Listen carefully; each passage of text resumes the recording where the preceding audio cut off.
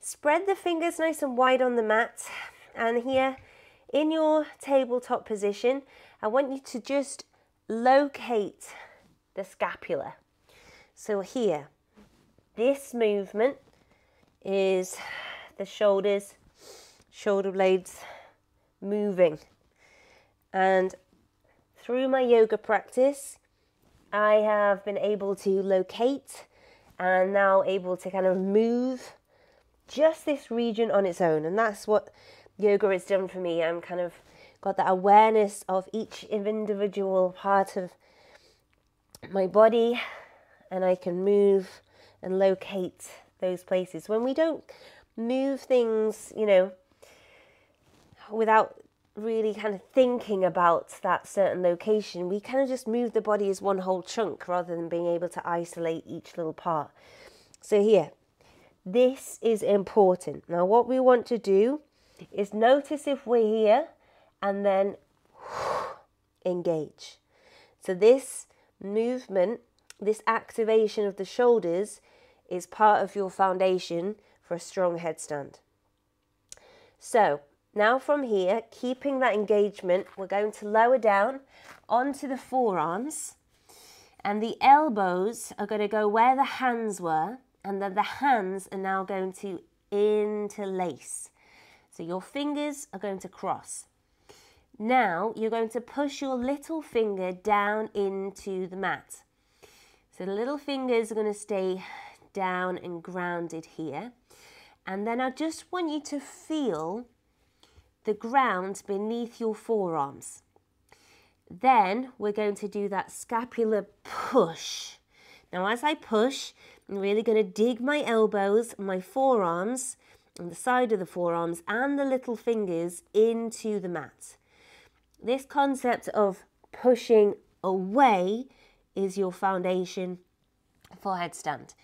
As soon as you start to flip upside down, if you lose that integrity, you're not going to find that lift, that solid kind of base for you to kind of work with to lift as one. So here, we're just going to do a couple of those shoulder scapular movements and digging the side of the arms, little fingers into the mat. Good, do a couple more. Nice. And then come to have a little rest. So I should have started out by saying there are two variations, well, there's more than two, but two variations of headstand.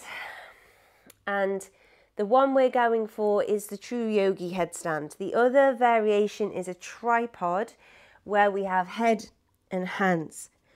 Now I'll come on to that one in a little bit, but we're going to start off first of all with the foundation headstand. So the reason why it's taught first in yoga is because you've got a bigger surface area of the forearms being down as opposed to just hand, head. So we've got that triangular base. So hands, elbows go to where the hands were, interlace the fingers. Now you're going to open your hands, and that little pocket there, that's where the back of your head will nestle. Because the top of your head, the flat bit, is going to come flat down on the floor. Now the aim and the purpose is to not allow so much pressure to go through the head. You'll notice if you flip up the first few times, it feels so heavy on the head. We want to disperse that weight by pushing shoulders to really push away from the ground, so your elbows and forearms and little fingers are taking that weight. Okay? Right. Head is going to come down. Now, have a little roll here. So you're in a place where the flat bit of the head is down and your hands are really cradling around the back of the skull. Now, don't allow this to be loose. You really want to hug the hands around the head, and you really want to keep drawing those elbows in. If the elbows start slipping out wide, you're on one line, all that pressure is through the head. Draw it in, and then here, push so that you're engaged. Now, the little activity here is to simply push through the shoulders to hover the head and down. Shrug. So you're not lifting your head up and down. That would look like this. we're just going to shrug the shoulders and down. Notice my core engages, my back rounds at the same time. Shoulder shrug then leads to a rounding of the spine, which means your core muscles engage to lift you up and down. So here. Good. Now, come to rest. We come to our second little tip here, second stage to get into headstand. You're now going to flip your toes, and then we're going to lift the knees off the mat. Start to here straighten the legs. Now you'll notice already that pressure is going through the head. You're going to tiptoe the feet forwards and keep at all times the elbows, little fingers pushing into the mat. Good. Stay for 3, 2, 1. Walk your feet out. Come down onto the knees. Slowly rest in a child's pose. So with an inversion, because we're going one way, we don't want to ever rush coming back. We want to be really mindful and kind to the body.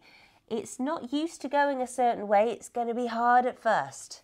It's going to be really hard at first. So we take our time. We have patience with ourselves, with our bodies, and knowing that with repeated kind of exposure, we're going to get there. The body learns new ways of being. So we will get there. But we take our time, nice and easy, no injuries on the way. Okay, let's go again.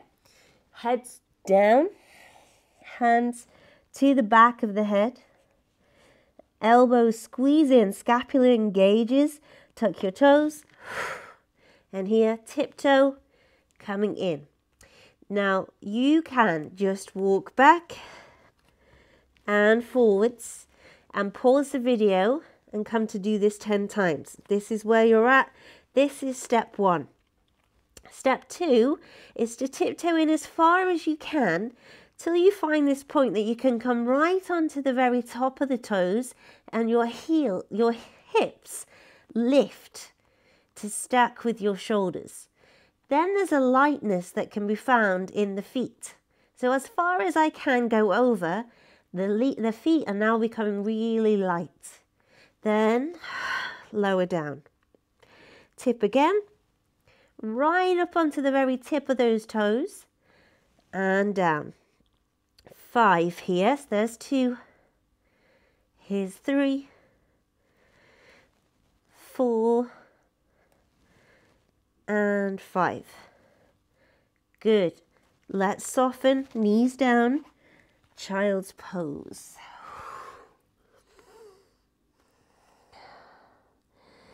Now notice in child's pose, you might want to just roll the head side to side, release any tension in that neck. You might want to stay here for quite a while. And it's actually recommended that you do that. You know, you don't want to just keep trying and trying and trying. Rest is super important in between this. So if I'm rushing too much for you, you just take this in your own pace. Pause me, play, pause, play. Take your time, okay? So step 3, we do the same, but with one squeeze of the leg up in towards the chest.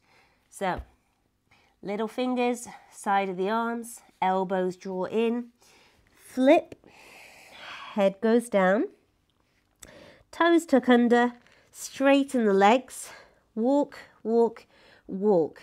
Now I'm really high on my toes. I'm going to squeeze one leg. The heel's going to come up as high as it can to my bum and lower. Swap. Squeeze and lower. Squeeze, lower, squeeze, lower. Now for the last round, I want you to really push your elbows into the mat. Squeeze, maybe your second foot lifts for a second and down. Squeeze, pull back, lift, down. Good, and then come all the way down. Rest in child's pose.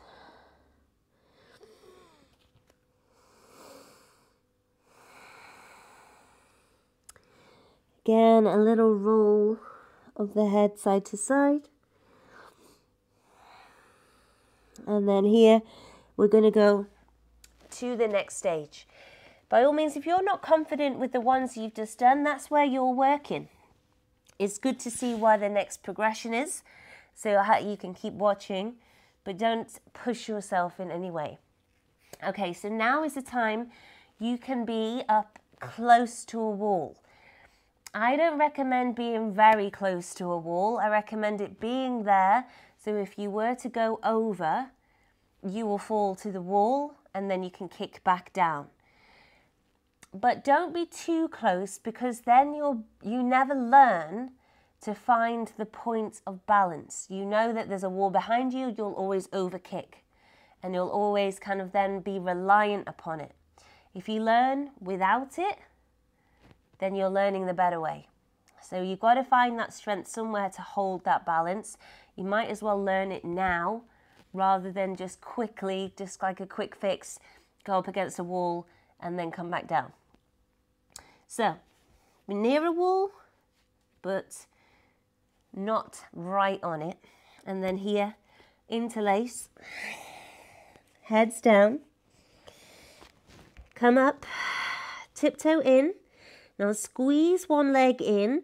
Then here, I'm going to find a little bit of a backward movement to lift my second leg off the floor. Then I'm going to peel that in. Now here, this is all about a stacking of the bones. This is a lot easier than your toes being on the floor, believe it or not, because now I'm in this kind of balance. I am not having to pull myself up against gravity. I am just perfectly in this line, which is working for me. So I'm going to push into my elbows, squeeze my legs together, and then slowly, slowly, slowly begin to grow. Now, it's hard to tell when you're upside down if you're straight or not. It comes over time. You get an awareness of your body in space this way up, and you get a sense of where you are. Really, you probably want to go a little further back than you think you do.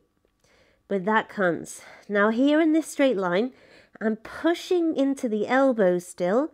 I'm really engaging through the arms. My core is keeping me steady. And there might be a little rock back and forth, in which case my elbows push me back into the center line. Holding nice and still. It's hard work, but I'm breathing. And then to reverse down, I'm going to lower, tuck, tuck, tuck, tuck, tuck the knees, push into the elbows, slowly come back to that tiny little egg stand, and then one leg comes down, second leg comes down, knees come down, and then here, child's pose.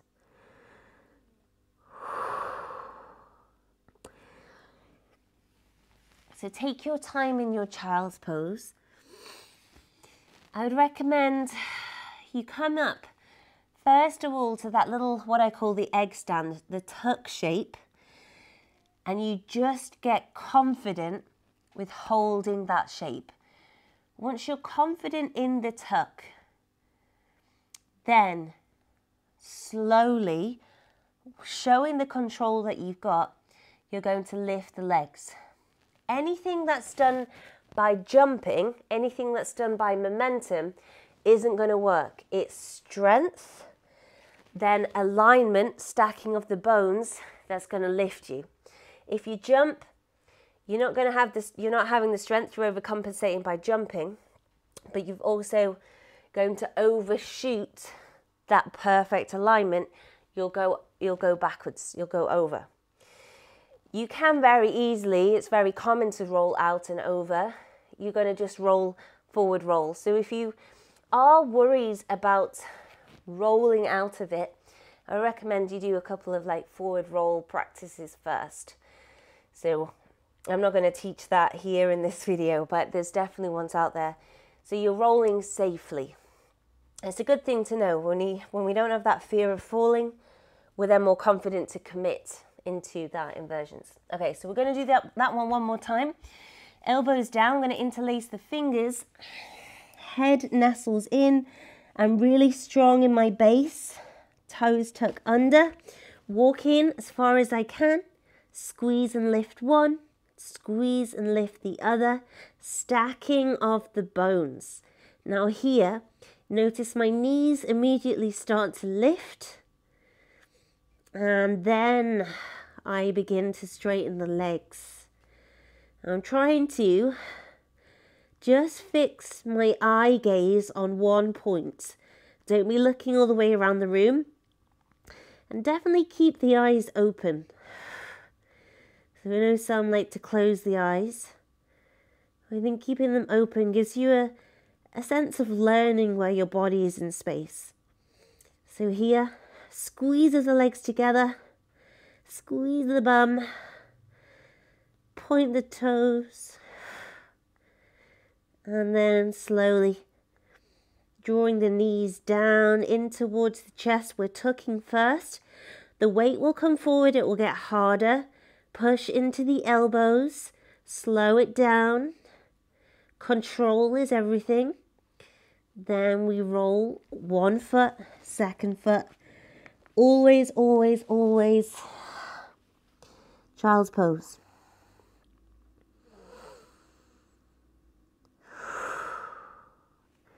Nice.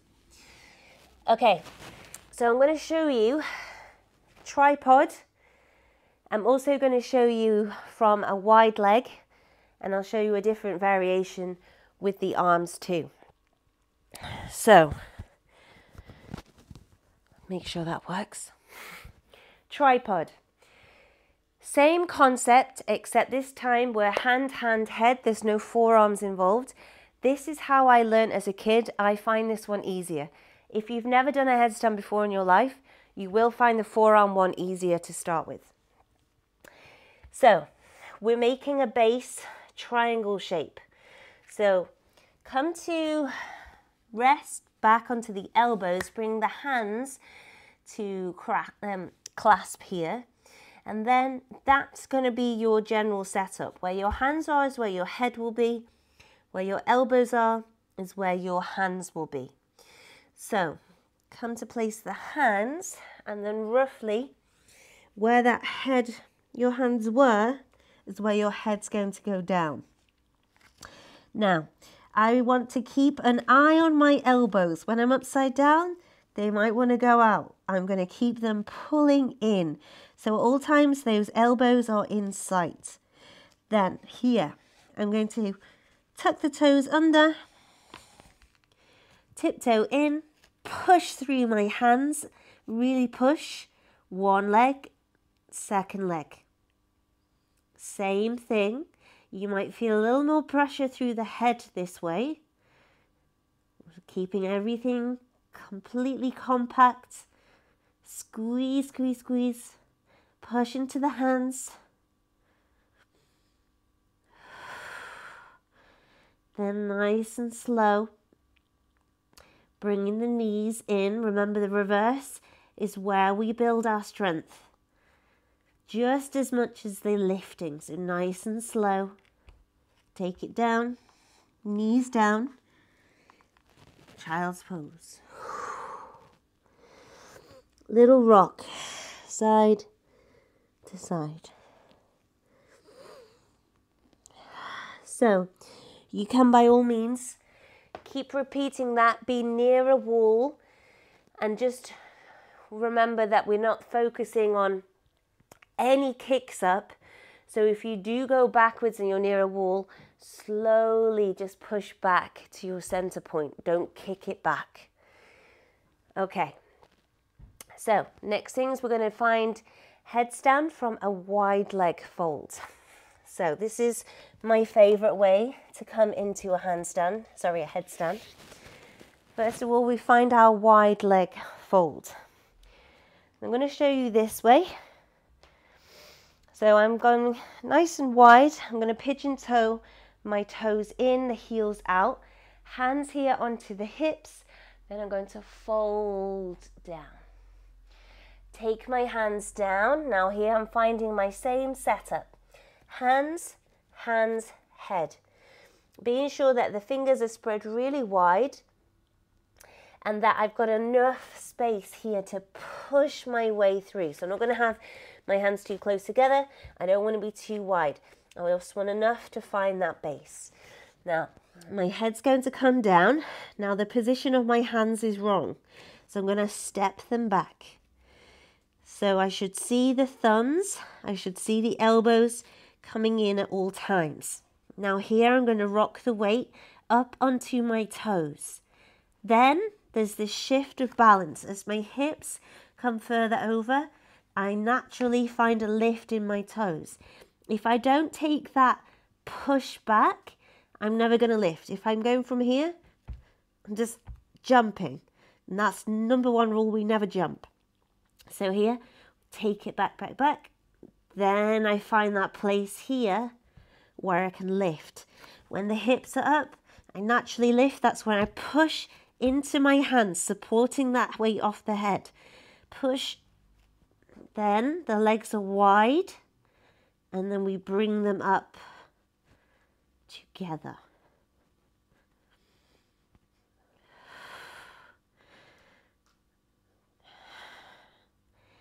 Good. Now if you've got a solid inversion practice, suggest you stay for at least 10 breaths, if not 15, if not 20. Just keep building till you can get to that place where you're comfortable here for that long. And then to get down, I'm going to split the legs, keep pushing through the hands, and then slowly the feet are going to find the floor. And then taking the hands to support, start to push. And then the weight is back off the head. Have a little release, let the head hang heavy. No tension in the neck, a little wiggle. Nod and shake. Now you can help yourself to get that natural lift of the hips a bit higher by placing the feet under blocks. So that can work both ways. Let me grab a block. So you can do that one in this first one as well. When we're here,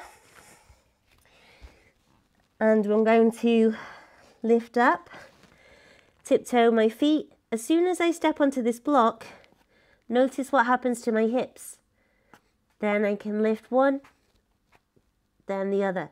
I've not got as far to go. If I'm here, my hips are down, here's not working. When I get in, I'm here. Then it's a little easier. There's not as much space that I have to lift. And then obviously the same in the wide leg. When you're down, if you had two blocks, one was underneath, and then underneath the other one. Here I've not got as much room to lift, and so it's a little easier. Okay, last one. This is obviously going to be harder. So if you've got a strong headstand, tuck headstand, you can work on lifting with straight arms. So here the base is a different shape. We're still getting kind of a triangle, but it's an extended triangle. So wide leg, and then I'm going to take my head down to the mat, and then instead of my hands being here with the 90 degree in the elbow, I'm going to take my hands through, and this time the fingers are going to be pointing away from me. Now it's still the same setup in terms of the hands are spreading the weight. So it's not all just on my head, it's just that they're in a different position. I'm going to rock the weight up onto the toes, and then I can begin to lift. Keep squeezing into those hands, and then I can lift the legs, come to touch. Hold. You might find this is going to be a little wobblier, that's all good. Push into every single finger, the arms super straight. Hold for 3, 2, and 1. We're going to reverse, peeling the legs apart. Woohoo! And down. I had to rush that a little bit there at the end because I didn't know where the sofa was to stop my feet. But you can take your time a lot better than me. And here, release off the head, nod and a shake. And then come to rest. Okay, so there's a few versions of headstand you can do. Headstand is also a really good way of building core strength. So when you're familiar with your tuck lift, changing to a pike lift, control up, control down, is super good for the core. I'll show you really quickly. So here, or let's go tripod, hands down, tiptoeing in, and we're going to find that lift, stacking of the hips to come light onto the toes. Now I'm going to keep my legs straight as I lift, and then straight as I lower. You can hear I'm working super hard. Don't go all the way. We're going to lift back up and lower.